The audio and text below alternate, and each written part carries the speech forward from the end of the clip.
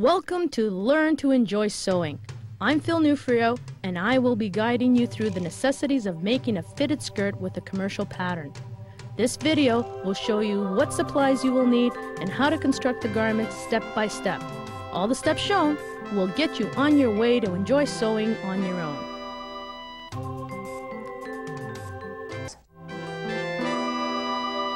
If you have a nice industrial, semi-industrial iron like I do, you'll have a blast for steam. If you don't, your regular home iron will have to do.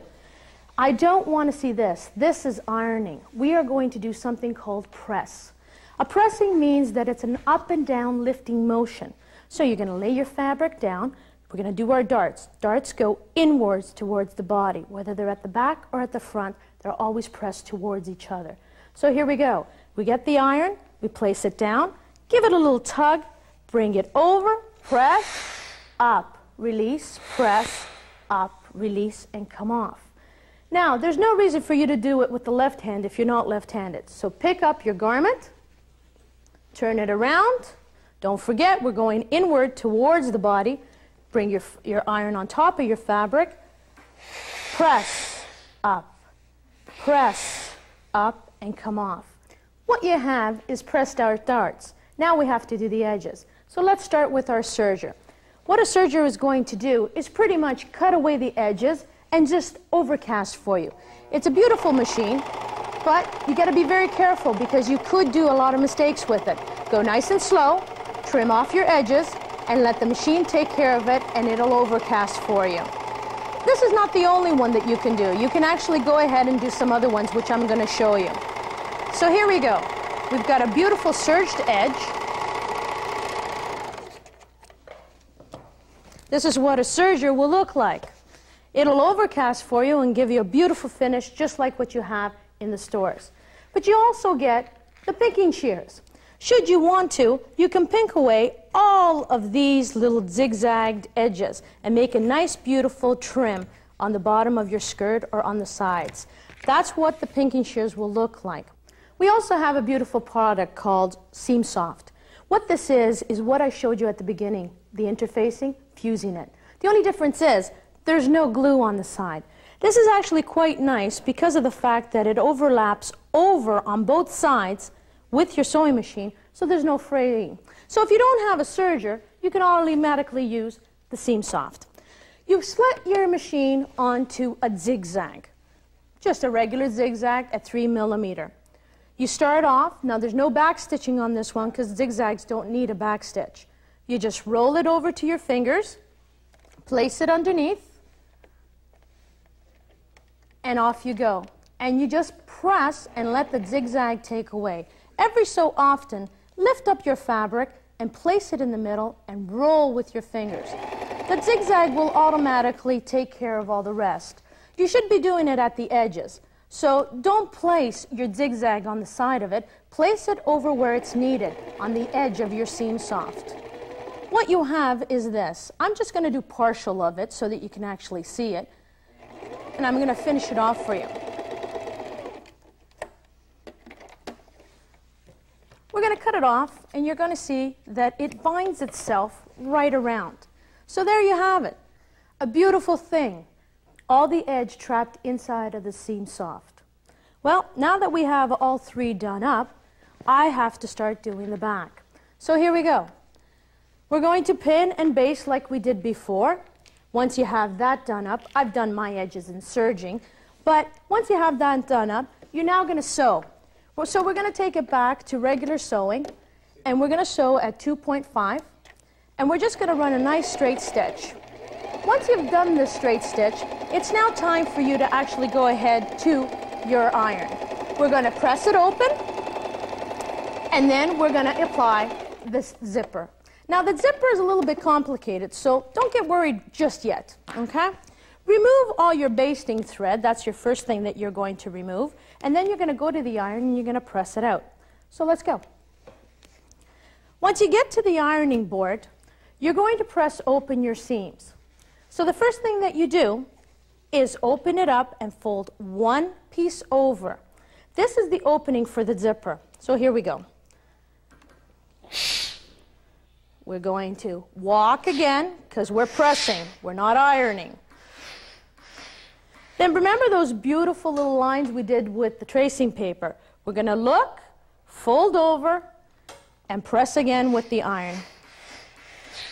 Once you have one side, you now turn that one over, and you press the opposite side.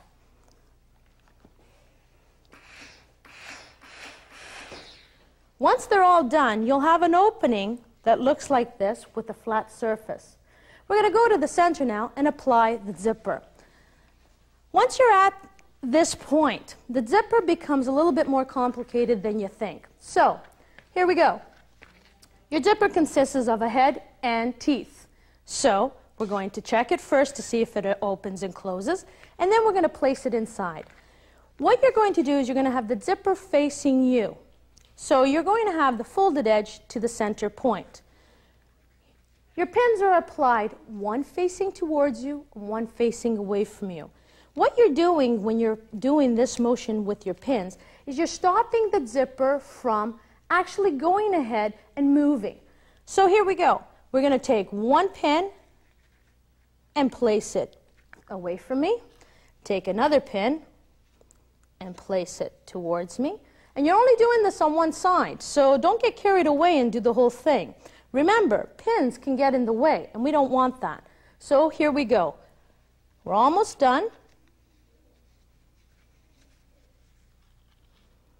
Now, the pins don't have to look super nice. They just have to be in the right spots. Once that's done, we're going to actually take our basting thread once again with our dressmaker's knot. Don't forget that knot. Wrap, wrap, wrap, and pull. And we're going to start basting. Now, usually it's about 1/4 inch away from the folded edge. So we're just going to start basting. If you find this a little bit difficult for you, that's okay. Just pre-outline your 1/4 inch basting line all the way through. Once you have done one side of basting, and let me tell you, that line better be nice and straight, because why? This is going to be shown to everybody. This is the one focal point that everybody's going to see behind you. So here we go. We've basted it. Once you've basted one side, you're going to take out the pins, and then you're going to come to the opposite side, and you're going to pin the opposite side, flushing the two folded edges together. What you'll have is something that I've pre-done already that looks like this. This is really, really nice, and it's pre-done, ready to go. A zipper can only be done once. If you have to, you can do it 2 times, but there's a problem. You start wrecking your garments once that happens. So the first thing we have to do is now we have to change our foot. So let's change our foot to our zipper foot. It's very easy. Most of these new machines pretty much unclip and your foot comes out. And then you get your actual zipper foot. Your zipper foot is very interesting looking. It's not at all like the regular foot. It is a half foot. So that means it's got half, and then it's got 2 holes on each side. So we're going to clip that in. The rule of thumb when you're doing a zipper is this. The foot must be away from the zipper teeth, but the needle must be very close.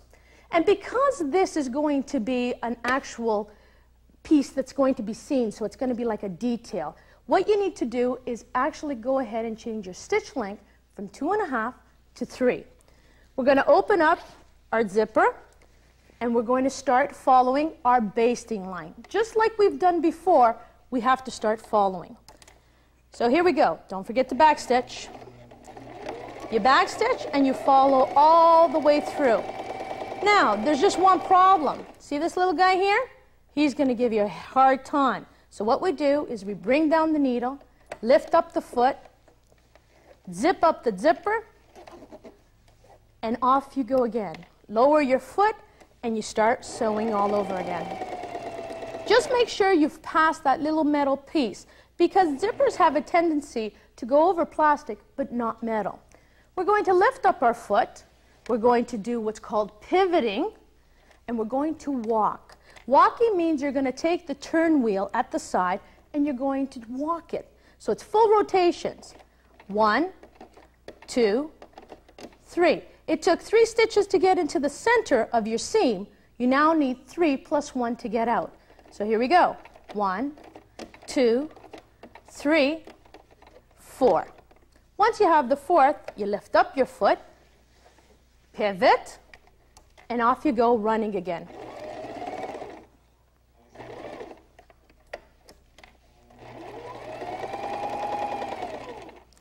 We have another problem again. The head is in the way. So let's get him out of the way. Needle down. Lift up the foot. Open your zipper. Bring the foot back down, and off you go. Once you've finished at the end, don't forget to backstitch because that holds everybody in place. You undo it, clip off all your seams, and take out your basting thread. Once you've taken out your basting thread, you'll have a zipper that pretty much looks like this. Now that's a beautiful zipper, and that's how it should be. Once we're at that stage, we now have to go ahead and do our side seams. So we're going to get rid of the rest of the stuff that we don't need and start doing the opposite sides. What we have here is pretty much one side already done up. So I've done one side, I just need to do the other side. Well, we pretty much know that doing the both sides is the same as this side. So we're going to first pin, and don't forget we have those lines that we're following. So we're going to pin, baste, and then go over to the sewing machine and sew.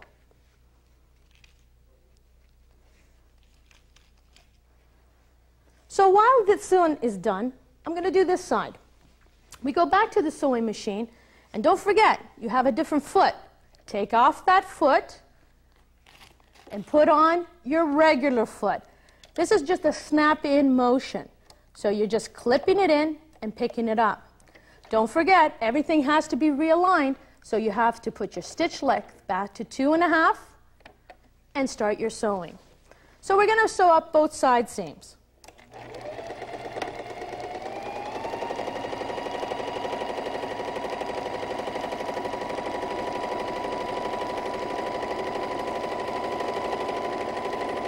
Once you have both side seams done, you have to go back to your iron and press them open.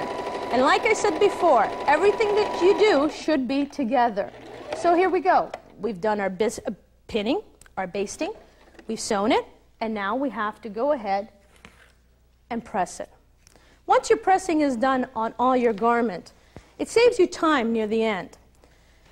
We have to apply the waistband. I like doing my own waistband. The reason why I like doing my own waistband is because it always fits you. This is my rule of thumb. My rule of thumb is take your measurement like we did at the very beginning and add 3 inches to it. Once you have that, you have your own pattern that fits just you. So I've just made it up 4 inches wide and whatever your waist plus 3 inches is. Once you have that done up, it's time to go over to the iron and press. So let's go over to the iron because we need to press out our actual interfacing with our fabric. Our interfacing with our fabric has to be cut just like the waistband pattern that I gave you. 1 each, and don't forget we have an iron on now. So because we have an iron on, we have to put it nice and neat so that it meets all the edges.